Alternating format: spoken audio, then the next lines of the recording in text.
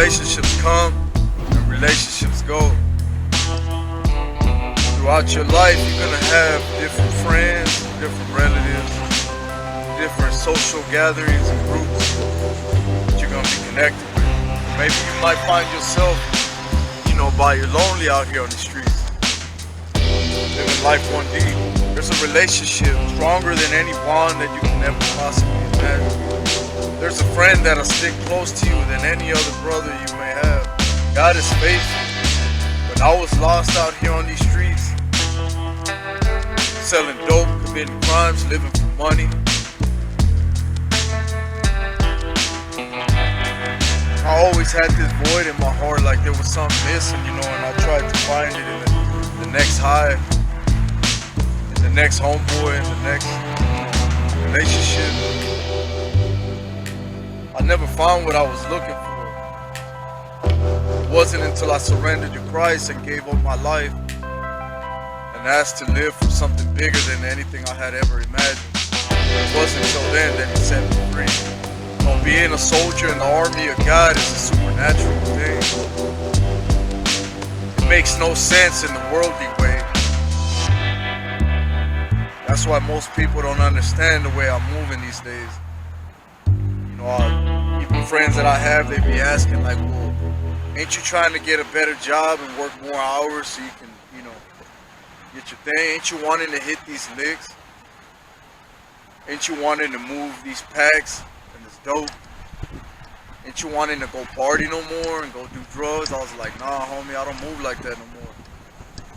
You see, ever since I answered the call of God when He was knocking in my heart, wisdom and knowledge is available for those who seek it. Those who look for it find it. Those who choose it shall receive it. When you start living your life for something bigger than the next party, than the next relationship, than the money, than any of the worldly things has to offer you, when you pursue that, when you pursue righteousness, He is faithful in rewarding you. A long time ago in ancient history, I was 13 years old with a need to belong and to be loved, to be accepted, with a broken heart, with a curiosity for life, with a need to belong and to be loved, to be accepted, a need for security, for respect. And I tried to find it in money. I figured if I had more money, I would have more friends, I'd have more love, I'd have more respect. People would like me more, I'd be popular. So I sold dope.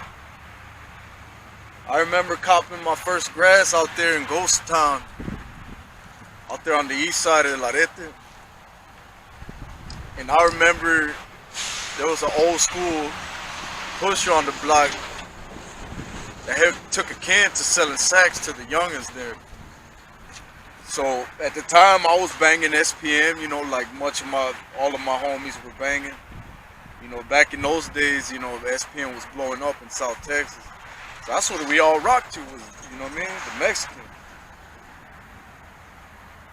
So it just happened to fall in my lap, the CD, right at the right time, I started banging SPM, but I actually started smoking grass before I even started listening to his music. And actually copped my first quarter pound of grass. And I took it and I broke it down into nickels and dimes. I had paid about $20 for the sack. Was able to make $100 out of it. And that's where it all started for me. So the music and the lifestyle just went hand in hand, you feel me? Like it was just perfect for a youngster my age with no parental guidance, no father figure, no structure, no discipline at the house. No anchor basically. That's what the anchor is that accountability, that relationship, that, that authority. So I didn't have my anchor. The anchor was there, it wasn't there. So that gave me the wings of an eagle. I was able to fly through the city, roaming through different neighborhoods, pushing my grass. I think I was about to be 14, and I was introduced to Hypno. Down there we call them Rochas, roofies, as you may know them as. So I ran across these pills, and this homie put me up on them. He's like, man, I got a good connect on them, and the other side, just crossing the bridge on the border. You know, I'll take you with me, and you know what I mean, I'll introduce you. So I was like, man, bet that up. Because at that time, all my friends and the people in the neighborhoods I was roaming around, you know what I'm saying, everybody was popping Rochas, like R2s. So that was the thing, it was popping, man, so everybody was doing them. So this guy offered me a plug. How was I supposed to say no?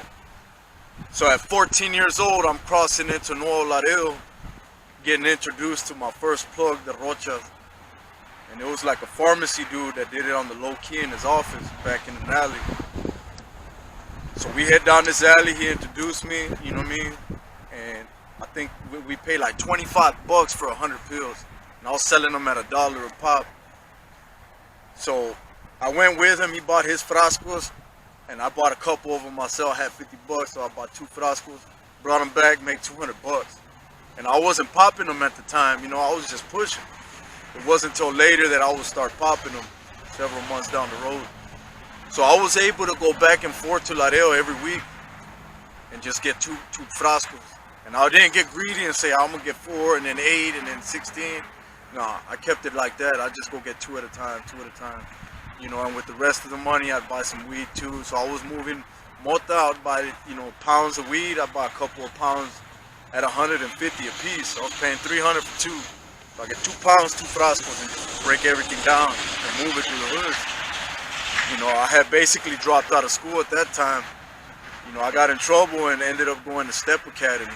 Back in those days, it was an alternative education for knuckleheads like myself. You know, but I'll get into that in another video. For this time, I'm going to just let you know my introduction into this, what I like to call the drug dealer, hustler lifestyle. So I was able to keep pushing, and it was crazy because everyone that I was around, everyone wanted to get high. Everyone wanted to spend their money on pills, on weed, you know.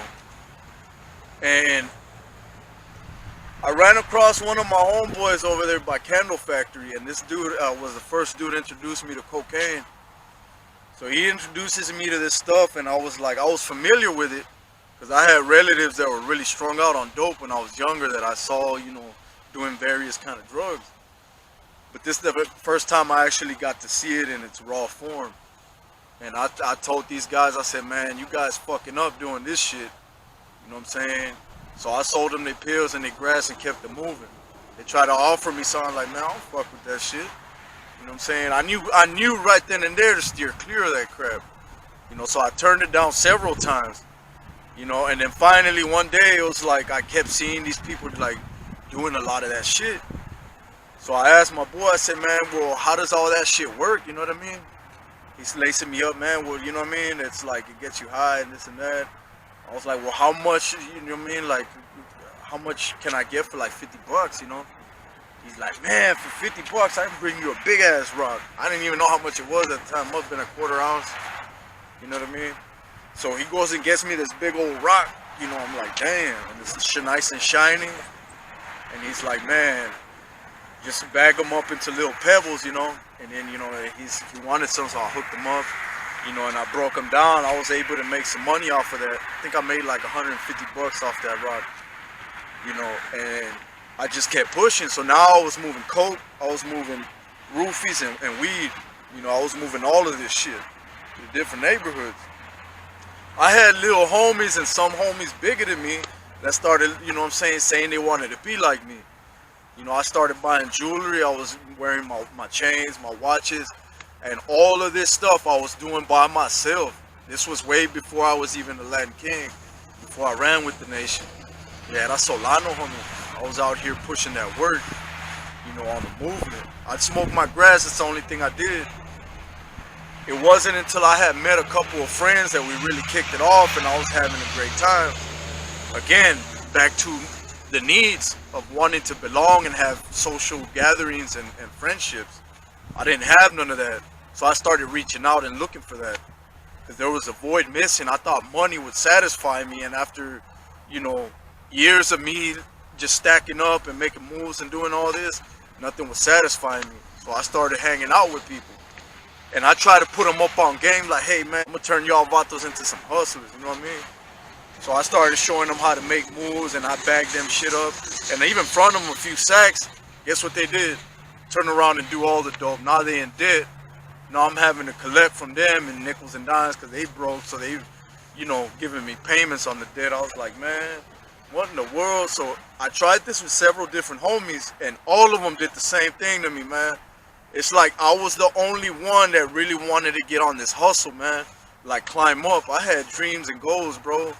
Like I'm 13 years old. I think I had worked my way up to like 3 stacks, man, in a box. And I was real proud of it. It had like stickers all over it of weed and guns and, you know what I mean, women and shit. So I had a little 25 pistol I kept on there that I had got off the streets for some roofing. I kept that little pistol there with the only bullets that it had. I didn't even have extra bullets. That's the only ones I kept. So I had my little strap. I had my roofies, my weed, my coke, my money, all in the box, man. You know what I mean? Like a little suitcase. And that's how I got down, man. I just, you know, I was a hustler at heart. And that need of needing friendships and needing these plugins, man, got me in trouble.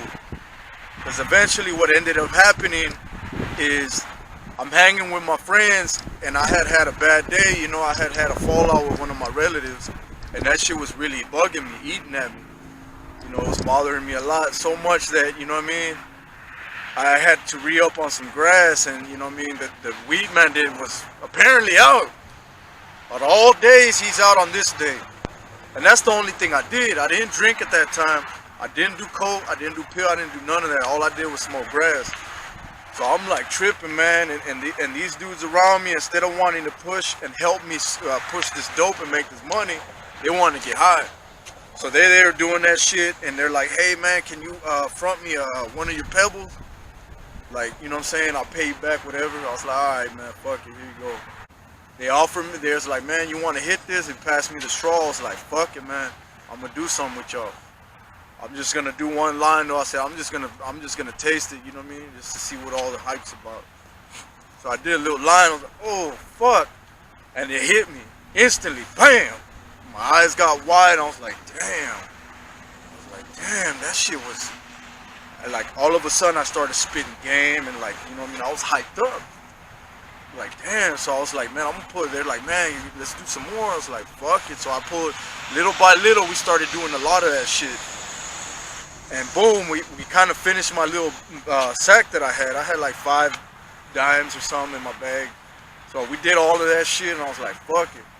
So now I'm high out of my fucking mind, and you know what I'm saying, next thing you know, I can't sleep. It's nighttime. I'm fucking having a crash and feeling like shit. I have no fucking grass, no weed. So I was like, man, I'm gonna take a couple of these pills, hopefully calm me down, and I popped a couple of roofies. So when I popped the roofies, boom. I say about 30 minutes later, I don't remember jack shit that happened, man. I ended up getting into some trouble. I ended up getting arrested. I find myself waking up in juvenile. Like, what the fuck just happened? On an assault charge and attempted robbery or some crap. I was like, what the fuck? So I'm in juvenile tripping. I'm like, man, what in the world? How did I get here? Like, what in the hell is it? You know what I'm saying? So those things actually made me black out and, you know what I mean, do shit that I honestly didn't remember. It was crazy. So I'm in there and you know what I mean, talking to the people in juvie, doing the thing. I come out and I still have all my stash.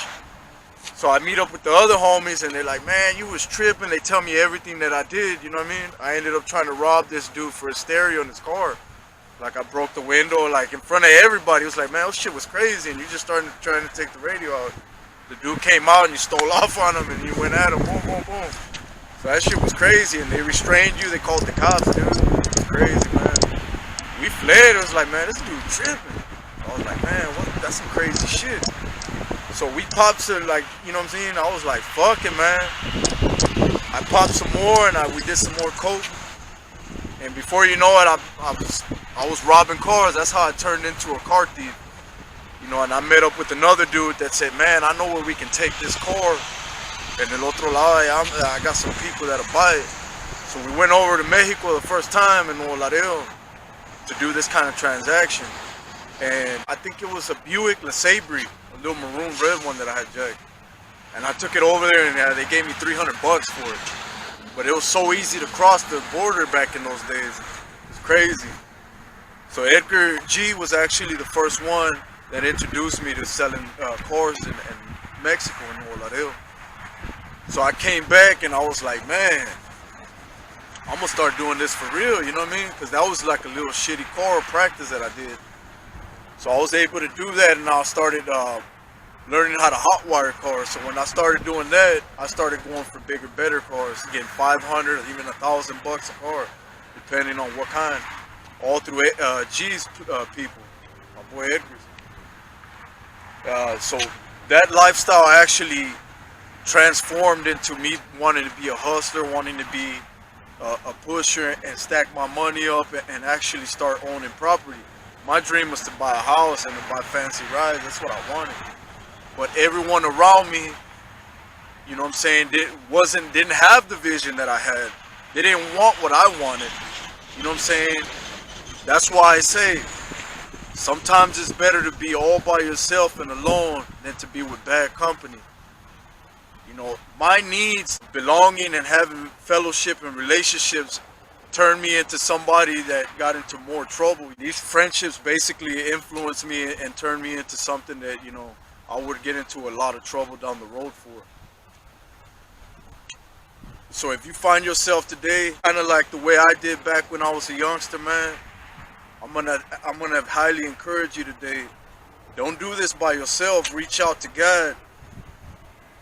God satisfied me in ways that the world could never. And I never dreamt that it was possible for somebody like me to stop wanting to sell dope. You know, my whole life I aspired to be a drug dealer. That's all I ever wanted ever since I was a little shorty. Since I was a little kid. God turned my life upside down and he changed my heart. He touched me in a way that nothing ever did.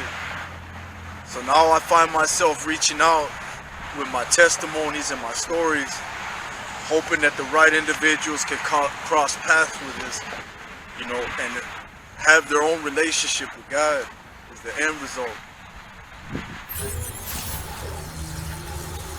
With all that said, it's your boy Jaime G, Freedom Lifestyle 19, we out. See you next time.